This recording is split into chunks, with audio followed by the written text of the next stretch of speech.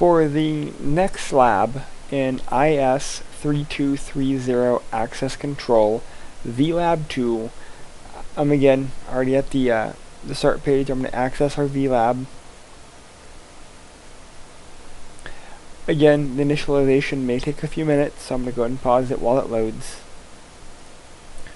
Again, make sure that you pay attention to any of the Java applets running.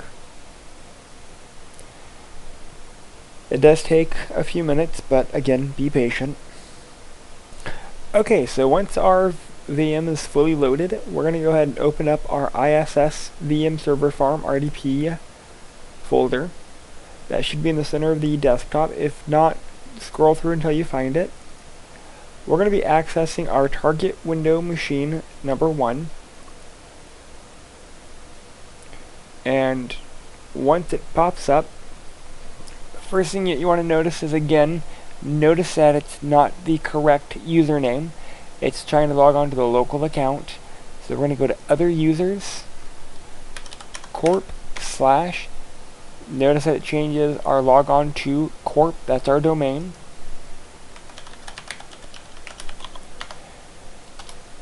And our password is, again, capital lock, ISS316, capital S, turn off caps lock, security. If you do not do it with caps lock, there is no guarantee that it will work. So the VM does take a second to load. So once it actually does load, go ahead and close up all the pop-ups that happen to pop up. Server Manager is a big one. You may get some additional pop-ups. Just close them as you get them. So once it is loaded all the way, we're going to go ahead and go to Active Directory Users and Computers, Start, Administrative Tools, Active Directory Users and Computers. We're going to be creating a few new users. So let's go ahead and expand out our corp.iss.com. Go down to Users. And we're going to create a new user. You can right-click New User. You can do it from this button up here. You can do it through PowerShell. It doesn't really matter how you do it, as long as you add a new user. Our new user's name is going to be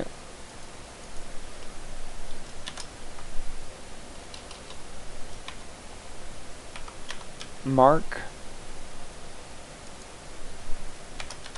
Smith. The shift does not like working the first time. Our logon name is Mark S. So make sure both of those say Mark S. Once you're done, go and hit Next. And make sure to set the appropriate password. Again, caps lock.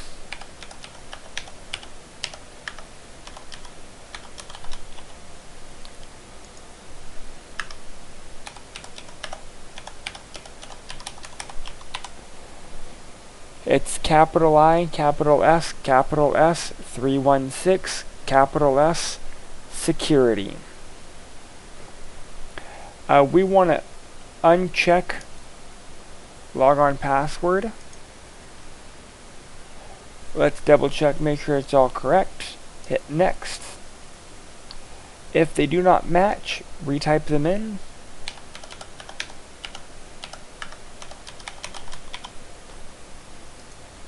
I've noticed that it likes to do that a lot.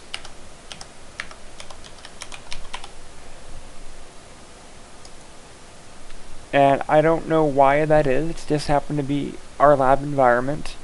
Even if you're careful typing it in, it happens. So we should now see our Mark Smith. We're going to do the same thing for these users, Sue, Jones, Richard, Abrams, Bessie Allen, all of them. And again, we're going to use the same password. I'm going to pause the video. You already know how to make a user. I don't need to make all of them for you. Okay, now that I've typed in all the users, you just want to go back and verify. Make sure that you have all 7 users, including Mark. So we're going to be creating a new OU, new organizational unit. So I'm going to go back to our parent, our domain, right click, new organizational unit. You can also do it from the icons up there. Again, just kind of however you'd like. Name it students. Go ahead and make sure that you leave protection from accidental deletion there. Verify the name is correct. And click OK. So we're going to go ahead and move a few users over. We want to drag over Mark to students. It's going to let you know that, hey, if you drag them between OUs, different policies may apply. That's okay. I'm going to go ahead and don't show this again. We're going to do the same thing for Sue. We're going to do the same thing for Richard. And we're going to do the same thing for Betsy.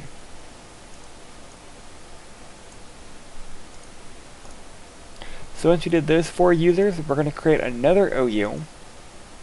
We're going to call this one faculty.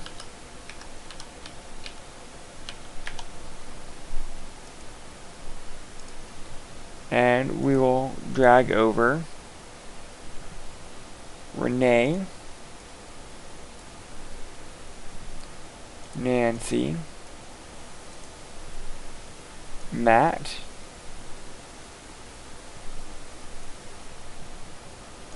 and you should have also created an additional account named you.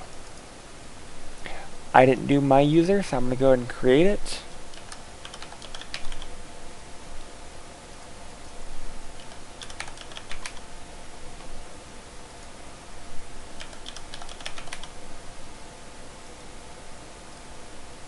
Again, stay consistent with your password.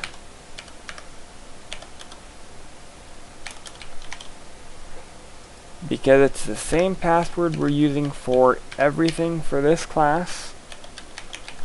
It's just easy to just, again, stay consistent and drag our user. I'm naming mine student. Yours should be your name. Drag it over to faculty. And we're done. One last thing we have to do is, it told us to create the account, but what happens if we did this in error? Like, Betsy Allen is not really a student.